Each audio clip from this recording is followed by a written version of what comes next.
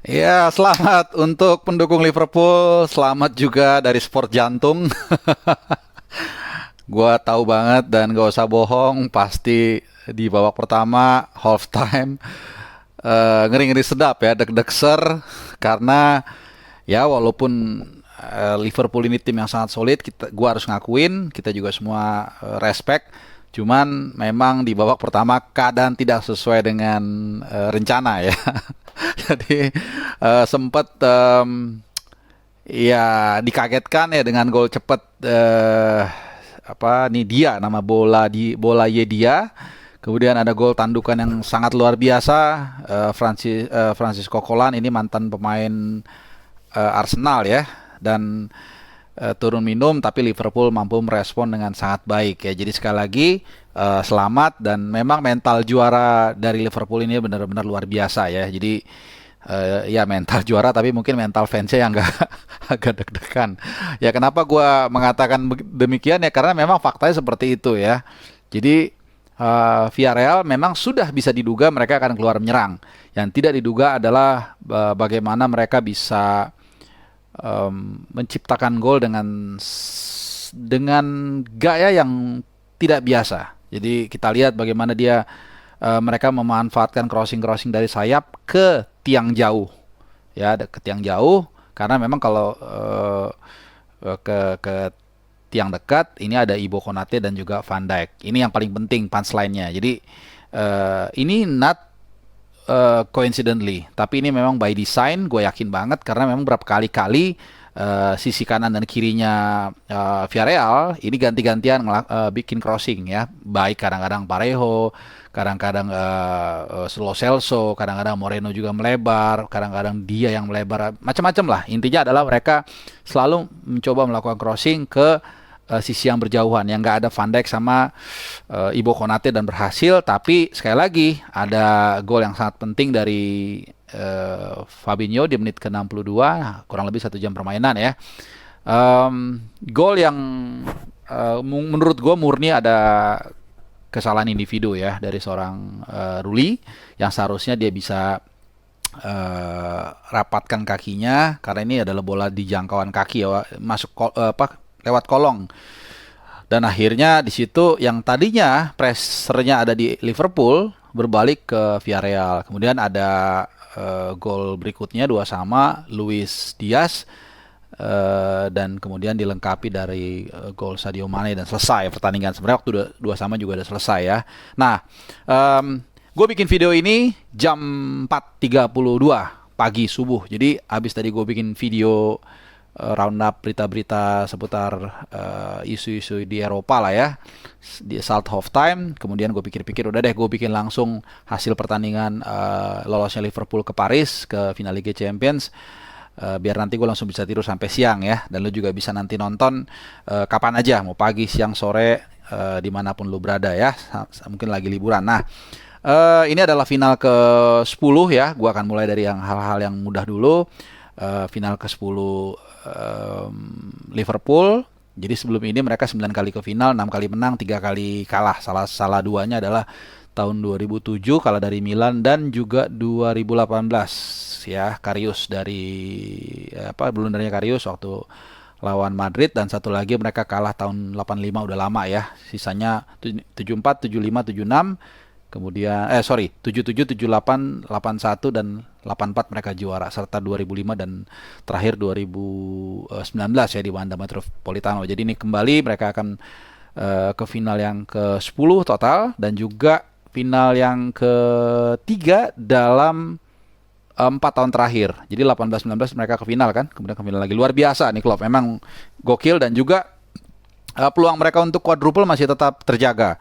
Mereka ada di final FA Cup nanti 14 Mei lawan Chelsea, kemudian juga tanggal 25 ya, kurang lebih 25 Mei mereka akan menghadapi pemenang antara Real Madrid dan City. Gue belum tahu ya saat merekam video ini, dan juga masih menguntit City di klasemen dengan beda 1 poin di Liga Primer ya.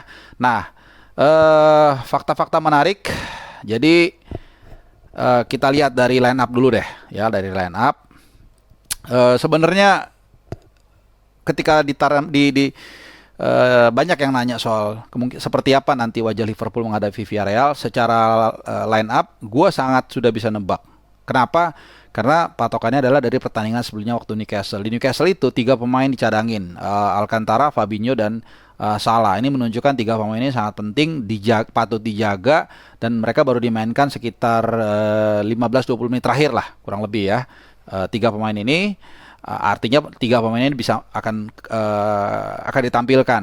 Nah, belakang sih gua rasa nggak ada perubahan. Mungkin yang satu agak tebak-tebak buah manggis itu cuma temannya Van Dijk. Tapi kalau gua perhatiin dari beberapa laga terakhir, Ibu Konate ini memang lebih mantap kalau diduetkan di Van Dijk, dan banyak banget lebih fokus di Liga Champions. Kanan udah pasti ya, TAA, kiri dan dari Robertson ya.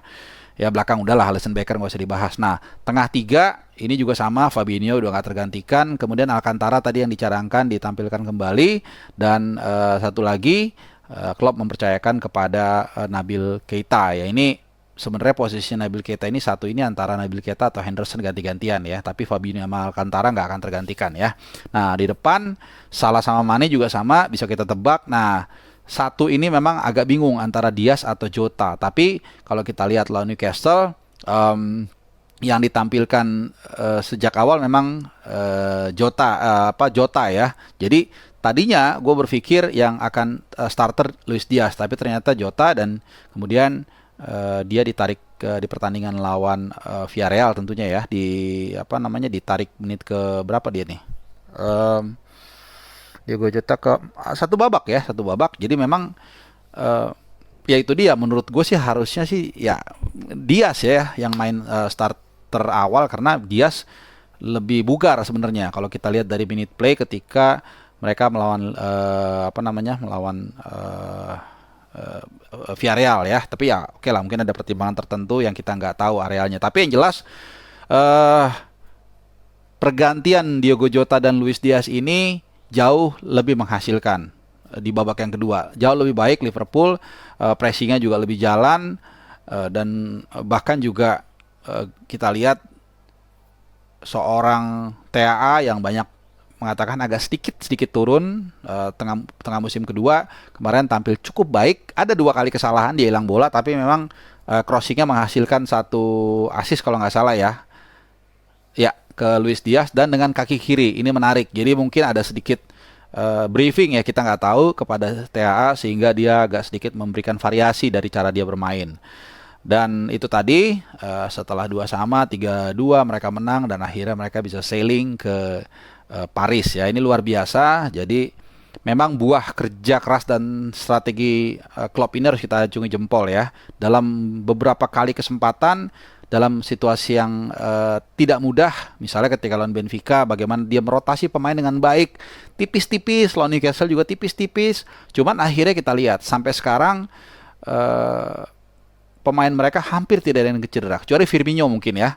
Yang lainnya fresh semua. Bahkan rotasi ini juga membuat pemain menjadi lebih ada daya saing. Jadi mereka selalu berupaya untuk memaksimalkan kemampuannya ketika diberikan kesempatan, karena nggak selalu juga mereka bisa main full time week in week out. Bahkan seorang Fabinho pun, bahkan seorang TAA pun kemarin lawan Newcastle juga dicadangin. Gue ada FPL, nggak ada poinnya jadinya. Jadi memang itu yang tadi yang gue bilang, kalau dia terlalu tebal mainnya, artinya terlalu main aman ketika melawan Newcastle, misalnya terlalu banyak menurunkan pemain bintang, mungkin agak sedikit kesulitan melawan Villarreal. Demikian juga ketika di laga sebelumnya ketika menghadapi Everton, dia juga tipis-tipis mainnya, sehingga pemain mereka tetap bisa terus terjaga fitnessnya sampai dengan detik ini, sampai dengan tanggal 4 nih hari Rabu, hampir semua pemain bugar. Jadi ini penting banget karena mereka akan menghadapi 2 real final, dan kemudian juga ada 4 real final pertandingan Premier League ya, lawan Spurs, Aston Villa, Southampton, dan Wolverhampton. Jadi intinya ada 6 final menuju mereka quadruple karena mereka sudah mengantongi Piala Liga ya. Jadi luar biasa Liverpool. Mungkin ini dulu sementara video gua soal keberhasilan Liverpool ke final ya. Jadi sekali lagi selamat, luar biasa, dan gua rasa memang mereka layak untuk sampai di titik ini. Tapi Semua belum selesai, ini adalah akan menjadi chapter terakhir. Kita akan tunggu mampukah klub menorehkan sejarah yang sangat luar biasa. Karena kalau kita bicara Liga Champions dulu ya, karena ini kita bicara Liga Champions, mereka saat ini 6 gelar ya. Jadi kalau mereka seandainya bisa ke final dan kemudian juara, maka mereka akan melewati Munchen. Karena Munchen 6 kali gelar, Liverpool juga 6. Kalau Liverpool 6 jadi 7, menyamai Milan ya. 7 kali, hanya Madrid yang lebih banyak, yaitu 13 kali. Oke, sekali lagi congrats buat Jurgen Klopp, buat Liverpoolian, Merseyside semuanya. Pokoknya memang keren banget, Anda layak dapat bintang. Oke, terima kasih udah nonton ya. Salam sehat, ciao.